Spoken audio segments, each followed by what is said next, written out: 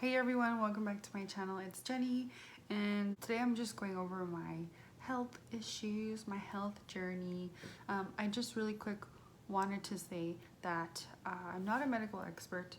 My hair is a mess. I'm not a doctor. I'm not anything useful in the medical field, and I also will not be providing any ways on what can help with your pituitary tumor. I can't provide any ways on what can help with PCOS. I'm simply just going over my journey, my health, and updates. I know people have been asking, so I just wanted to clarify that before I go ahead and begin. So I don't want to go too much into detail as to the past. Like, if you guys want to see my other videos, I'll link those down below. But just to kind of recap, I've had the tumor for about 2 years now. Oh my gosh, it's been like 2 years, maybe even 3. Oh my god. Went to the doctors again, did an MRI. My tumor grew to 6 millimeters. Then they decided to put me on metformin to help. Instead of targeting the tumor, they decided to start targeting what the tumor is affecting. So then I was on other stuff. Then I went to another doctor. I got a new doctor, not by choice, which sucked because I really liked my old doctor. She was the first doctor that actually decided, like, would actually listen to me and try to help me with my crazy hormone issues. Because I felt like doctors didn't really care anymore. Like, no one really cared about how I felt. So she was like the first really good doctor I've had, and she moved to Hawaii.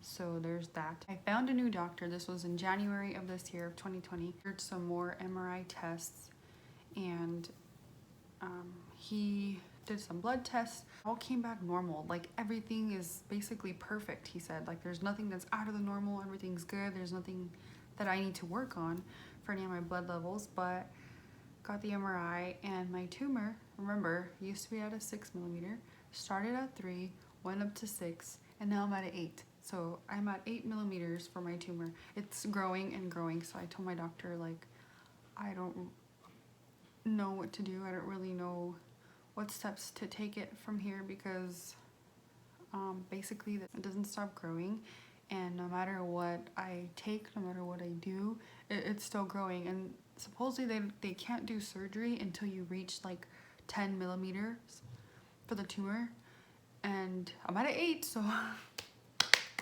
2 millimeters away. So what the freak am I supposed to do? Just wait until I get to the 10 millimeters and then get surgery? Because there's obviously no other way or no other thing that's helping. Yeah, so I've been trying.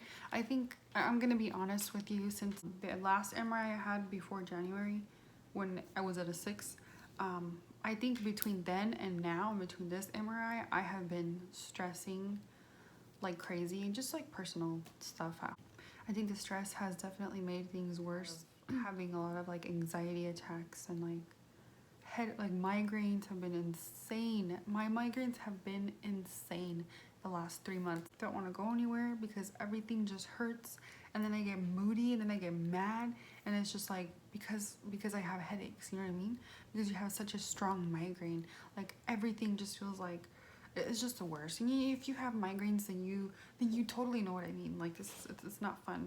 My doctor and I have been kind of wrestling with that. I've kind of been like my boyfriend says, a guinea pig with this, because I've been trying a bunch of different medications for my migraines, which I did when I was younger. I don't know if I mentioned this in my other videos, but as a kid, I had a lot of migraines, and people always like said that I was crying wolf, because there was nothing wrong with me, and I would miss a lot of school in high school, elementary school, and no one ever actually believed me. I had so many doctors. Like, my mom was always switching me to a different doctor and a different doctor. So each doctor would give me like medicine, you know, like a treatment for the headaches. So I would be on a certain medication for a while. And there's a point in my life, I think I was like 15 or 16 years old. I was in high school, and I remember that I was literally taking like 6 pills a day. A lot of medications don't work, and if you're a sufferer of migraines, then you definitely know it's very hard to get something to help you. Nothing works. Nothing works. You know what does work? a little bit. I lied to you. Something works. Sleeping, you sleep it off, then you wake up and you still have a headache. So he sent me over to a endocrinologist, and she was a very young lady, and she's like, hi. I'm like, hello. And I had a horrible headache that day too when I went in. So filled out this form. She started asking me questions. The second I would try to answer them, she would just like speak over me. And like, I was so frustrated. I wanted to cry because I felt like this was my last resort.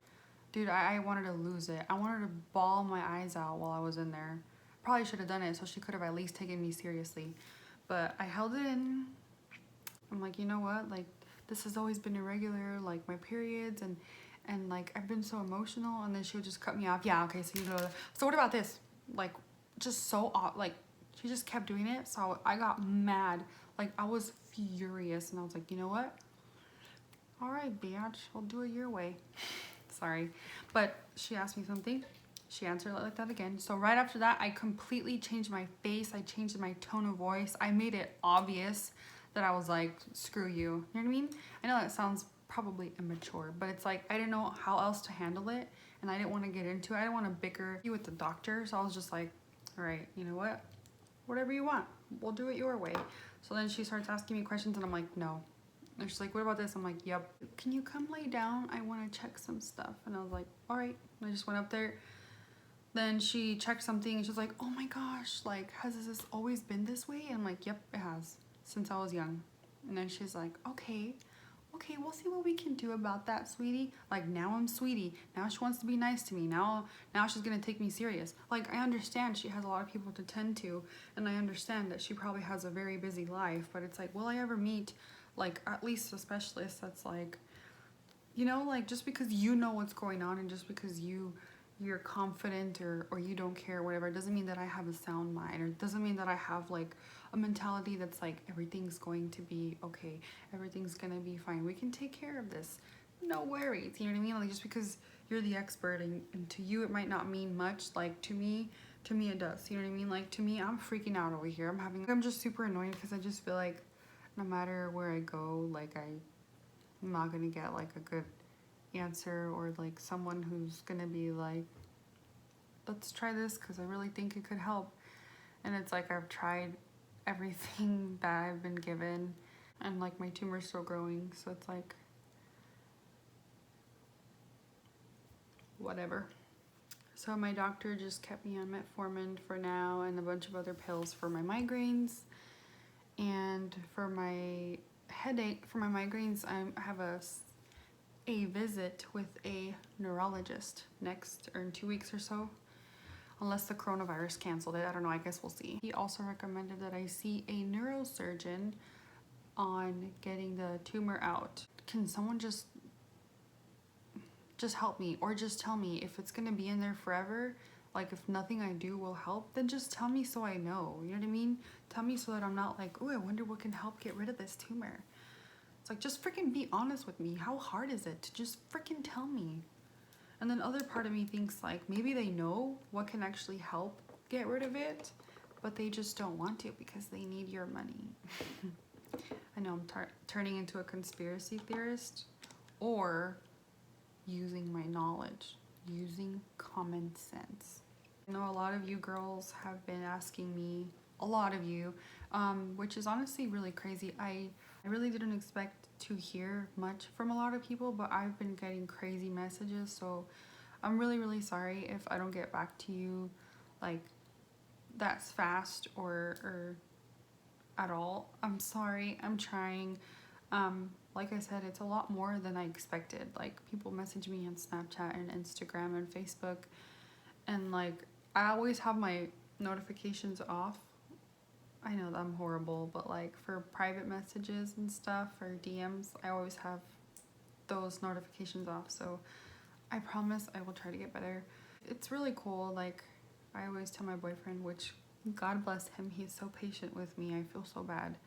Because I'll have crazy random moods sometimes, and I'm like, just leave me alone. Just don't look at me, but be next to me. But don't touch me, but put your head on my, but don't look at me, but hold my hand. but stop touching me, it's hot. I feel so bad. But God bless him. He is so kind and he is so patient and loving and understanding, which I think is such a huge, it's awesome. Like I'm very, very grateful to have him. I'm very blessed, very patient.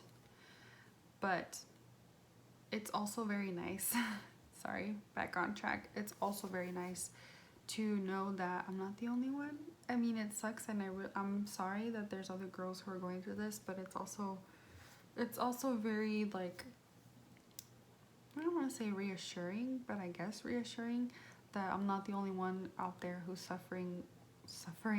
Am I being dramatic for saying suffering? I was speaking to my doctor one day about like the tumor and my stress and how do they all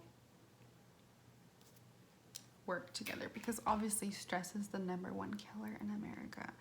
Here's something that he brought up. Stress is actually like a key thing in the pituitary tumor and your hormones, obviously.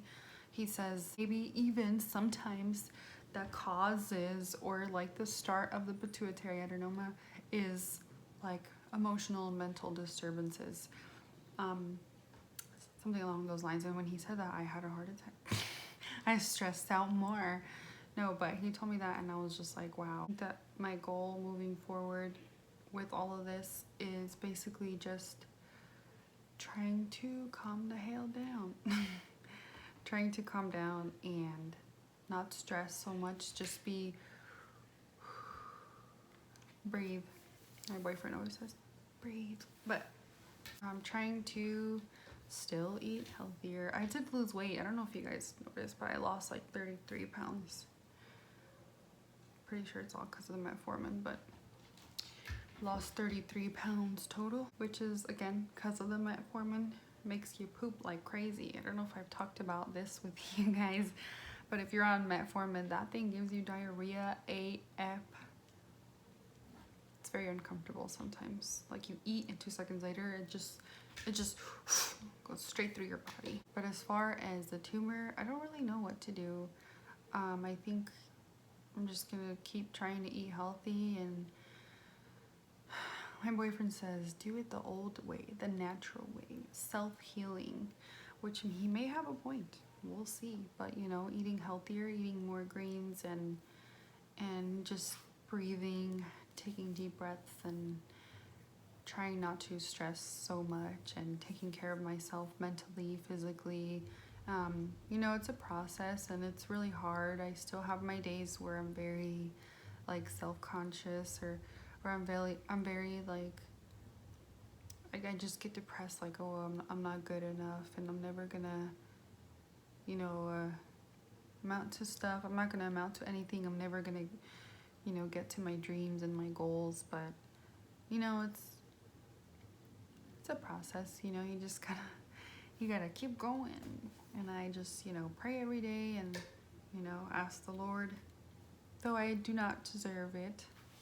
He could just give me, you know, strength and guidance. But yeah, that's my update. My tumor keeps growing. We don't know what to do, but I'm gonna try to stick to the old healthy fashion way, and I guess also sort of just follow what the neurosurgeon, the neurologist, see if they have any ideas, if they have any advice on what the frick do I do. Again, I know I'm taking forever to respond to your messages, but you can still message me. You're not alone. I know it's like a never-ending thing, which is very annoying. I'm very blessed to have the people that I have in my life, but if you don't really have anyone, reach out to me. Although I may not be the best person to answer you, I'm here. So if you do message me, I do really prefer Snapchat.